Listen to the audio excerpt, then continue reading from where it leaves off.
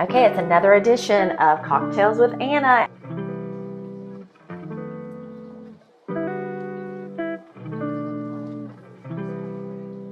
I brought a guest with me today, my husband Steve. You haven't seen him in any of our cocktail videos, so he actually has started making some delicious Manhattans, and he kind of puts his twist on it that he found. So I guess I'm rubbing off on you. Am I rubbing off on you in the cocktail? Well, you know, I like more of the classic cocktails, obviously, or just maybe neat for a little bit. Yeah, because I made your old fashioned the other time, and that's probably one of your favorites. Yeah. So, all right, I'm going to give you the floor. All right, give you my cocktails. Yeah, I'm going to make classic Manhattan. These are always simple. They've been around forever. There's only 3 ingredients. You got Angostura bitters, very good. You've got rye whiskey. Most of them are made with a rye. You can make it with a bourbon.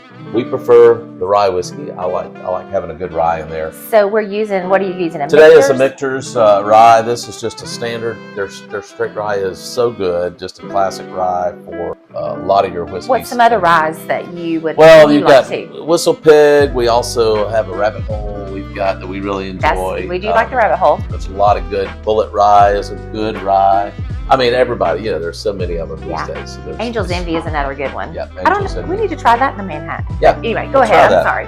And then from my good friends at Hoover Steak and Wine, they suggested this nice coupe vermouth del Torino. It is really good flavor, opulent flavor. As a matter of fact, we've seen a couple of good Manhattans made with that. So we're going to use that today in making our Manhattan. So it's a pretty simple recipe. You're going to start out in your mixing glass with about, I like to say, a good 5 or 6 shots of the Angostura bitters. Really good taste that's added to that Manhattan, especially since there's only a few ingredients. Your next is going to be about 1 ounce of this good vermouth. So when you're pouring that, vermouth is always kept cold, so it's going to be a cold liquor that you're adding in. It's about 1 ounce of that. So pretty. Yep, and finish it off with 2 ounces of rye. Now, I like my cocktails a little bit spirit forward, so I'm going to go with that spirit forward. 2.5 ounces of rye,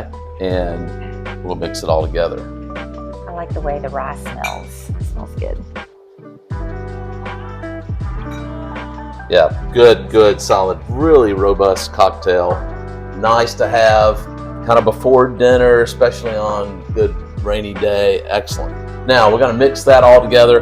You never want to shake a Manhattan. I was about to say, we noticed that we're using a mixing glass. We like to mix those flavors together, not shake them up. We're all going to add some ice. Well, let's get the rest of that out of there. That's okay. Always a good trick to get that out. And you want to get it really good, chilled. Make sure it's all thoroughly mixed up. Get those bitters that have been kind of resting in the bottom of the mixing glass all mixed together, nice and cold. Looking good, smelling good too. Oh, it smells. You had a smell-o-meter in our phone.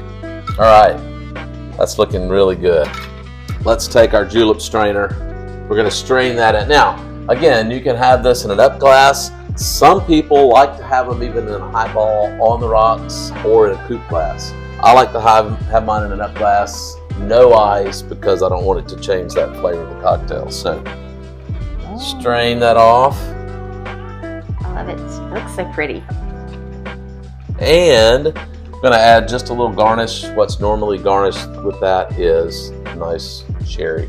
We like the dark cherries there. So yes, and actually we're using the same Bada Bing cherries that I used in the old fashioned. Yeah. So highly recommend those cherries.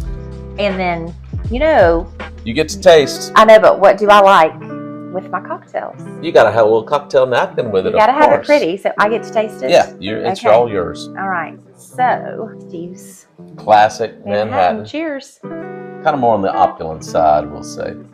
Delicious. I really think of these drinks as kind of a dinner drink. Yeah. Sitting around having fun, maybe pasta dish. I don't know, something kind of heavy.